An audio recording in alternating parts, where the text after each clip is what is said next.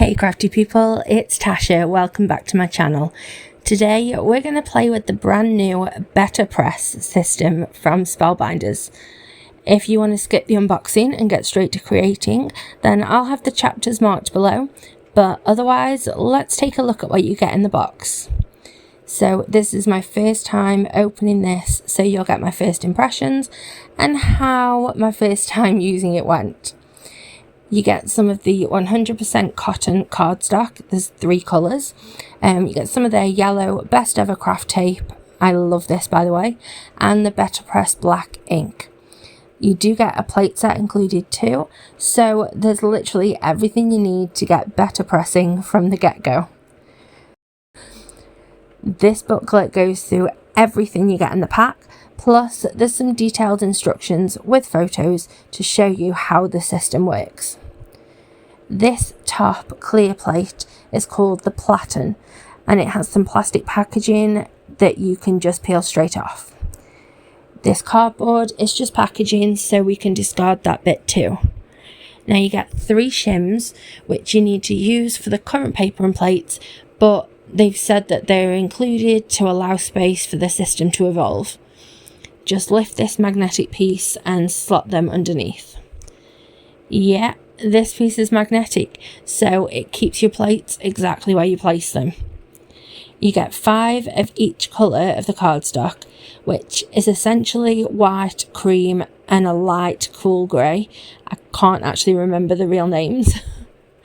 Now, those metal bits on the corners of the platen are to lock it in place to the 4 magnets on the chase, which is the whole of the solid white bit with the magnetic platform in. They're spring loaded to hold the platen above the chase, so there's no contact until it goes into your die cutting machine. Both the chase and the platen have guidelines for A2 and A7 panels, so you can plan exactly where you want your plates to be using the guide on the chase. Then your cardstock goes on the platen, you tape it in place using the guidelines. It gives you perfect placement each time. I love that the plate comes with a sentiment and that they included the British spelling as well, which honestly makes me so happy because it always stresses me out so much when the spelling is wrong. So let's ink this up. BetterPress ink is thicker than regular, but it's based upon Reinker's archival ink. To get the best and an even coverage, you want to do this kind of tap motion with just a little turn. Over at Spellbinders, they're calling it pounce and pivot. As a millennial, I can't not think of Ross's sofa. Pivot! For best results, tape your cardstock before inking up. Then the platen snaps into place and those springs hold the platen up so the cardstock doesn't touch your ink until we want it to, which is part of the genius behind this whole system. Now I'm going to bring in my Platinum 6, and the system is compatible with both the 6 and the regular Platinum. Rolling it through, there's no need to go really slow, just steady, but definitely don't roll it through and then back. Just do the one pass. And when you pick it up, avoid pushing down on the platen so that the cardstock doesn't touch the plate again. Now, when we lift that platen off to see the result, whoa, the detail is insane. It's hard to see in the video, but it's fully pressed into the cardstock, so it's actually tactile as well. It's definitely different than any other technique that I've used before. Spellbinders said that the best way to clean is with the archival cleaner, but I don't have any of that currently, so I used some of the Hero Arts one. I spritzed them on a cloth and then wiped to remove any residual ink, and that seemed to do the job okay. I had to get some of the extra plates that were at least 2. I couldn't resist. Butterfly Garden is unbelievably beautiful. The silver ones are the BetterPress plates, and then you get some dies to cut the sentiment and the butterfly. Next up, Grateful for You. I just fell in love with this mesmerising mandala design. Again, silver are the plates, and you get a die for that sentiment included. Lastly, Butterfly Swirl. It will press and then afterwards die cut each butterfly in one piece. I want to play with this Grateful for You full background, so I'll line it up on the A2 guidelines, and I'm using the grey coloured cardstock here. Reusing those same pieces of tape, you can do this and reuse them so many times. It's really, really good tape. Before I ink up, I'm going to mask off a diagonal line. The part that's not inked will just press into the cardstock, leaving the imprint of the pattern. We call this debossing. Give this half a really thorough inking because there's an awful lot of detail here. Take extra care next to the tape to make sure you've got it all so you get that really sharp, crisp line. And then we peel off the tape and snap that pattern into place. Run it through exactly the same as last time, lift it, and holy moly, that looks incredible. You really couldn't get this look any other way. The inked side is so incredibly crisp, but the pattern continues seamlessly across the whole panel. Now let's make some sentiments. I don't want to waste any of this cardstock, especially because it's expensive. So I'm setting out 3 sentiments here and I'm pressing them into the white. Again with the Pounce and Pivot inking, and those sentiments came out perfectly. I'm going to die cut those later. First, let's experiment some more. I got some of this brushed metallic cardstock with the Butterfly Garden plate.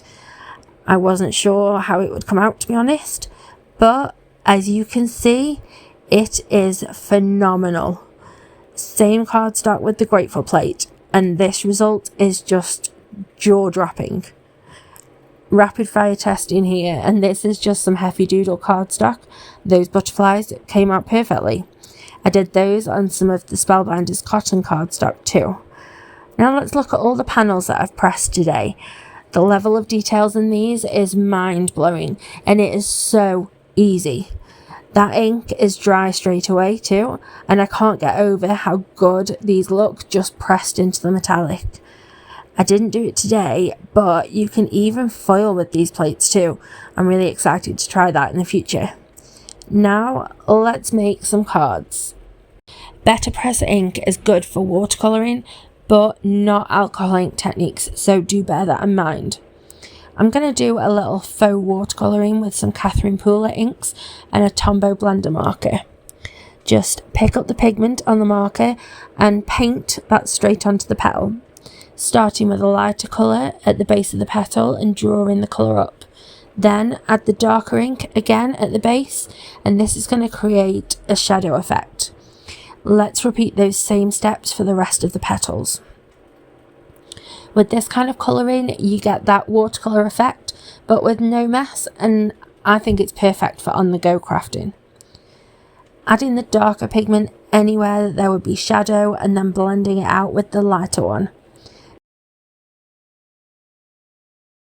Now for the leaves, and I only used a single colour for these.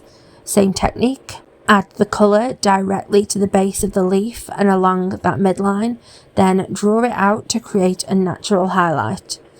Lastly, filling in those centres with some pale yellow. I want to add some splatters, but I don't want to obscure any of that sentiment, so I'm going to just lay some masking roughly over that area.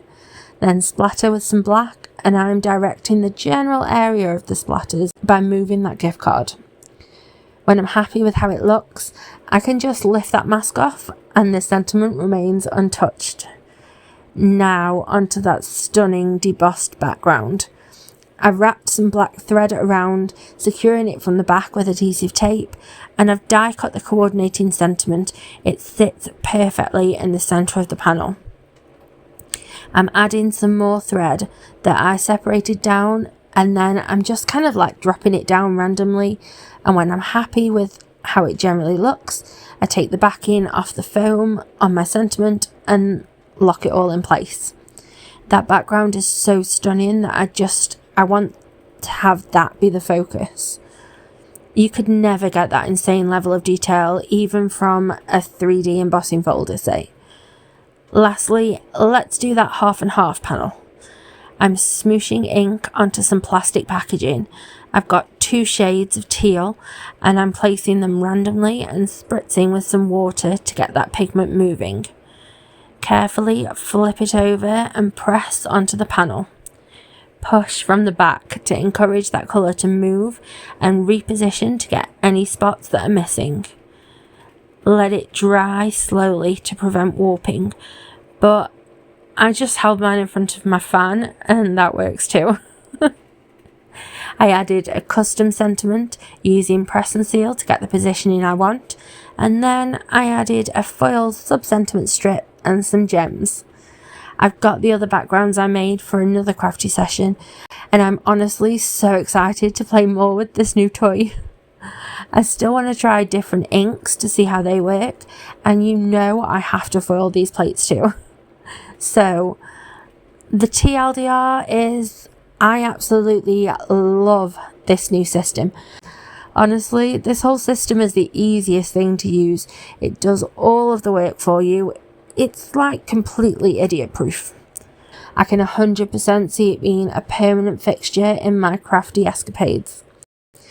There's even a holiday release coming soon that I am so insanely excited about, so watch this space.